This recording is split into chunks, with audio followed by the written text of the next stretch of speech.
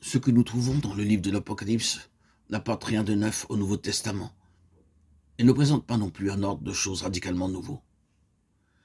J'ai déjà souligné le fait qu'au début de l'Apocalypse, nous avons des messages délivrés aux 7 églises d'Asie. Nous voyons aussi le Seigneur ressuscité s'adressant aux églises fondées par l'entremise de l'apôtre Paul. Ce dernier fut utilisé directement ou indirectement en Asie pour susciter ces églises, et ce fut également grâce à lui que l'entière révélation du plan éternel de Dieu fut accordée aux églises d'Asie. Prenons la ville d'Éphèse, et souvenons-nous que l'épître aux Éphésiens ne fut pas rédigée spécialement à l'intention des habitants d'Éphèse, mais qu'elle faisait plutôt fonction de lettres circulaires destinées à la ville de Laodicée ainsi qu'à la ville d'Éphèse. Cette révélation complète du plan éternel de Dieu fut accordée à ces églises que le Seigneur ressuscité revisite par la suite afin de les amener en jugement.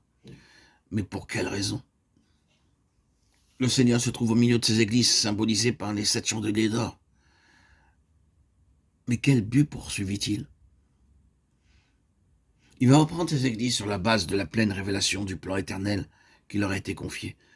Bien des choses ne sont pas conformes au dessein du Seigneur. Quoiqu'il fasse l'éloge de tout ce qui est bien, il doit condamner tout ce qui ne va pas. Il relève donc les points positifs, ce qui ne l'empêche pas, en fait, de dire « Mais cela ne correspond pas à tout ce que je vous ai révélé, à tout ce que je vous ai montré. Je vous ai donné de voir mes conseils éternels dans toute leur plénitude. Lisez donc les épîtres qui sont entre vos mains. Maintenant, c'est l'heure du jugement. Ce n'est pas que vous soyez viscéralement mauvais et corrompus, ni qu'on ne trouve chez vous pas le moindre atome de bonté et de vertu. Mais qu'avez-vous fait de la pleine révélation qui vous a été accordée? C'est là le nœud de l'affaire, et ce qui va décider de tout. À celui qui vaincra. Vaincre, ce n'est pas seulement venir à bout de certains péchés, défauts, manquements ou faiblesses. C'est triompher de tout ce qui obstrue la pleine manifestation du plan de Dieu. Les 144 000 sont des vainqueurs. Et qui sont ces vainqueurs? Ce sont ceux qui ont saisi la valeur et le sens de toute la révélation du plan éternel de Dieu.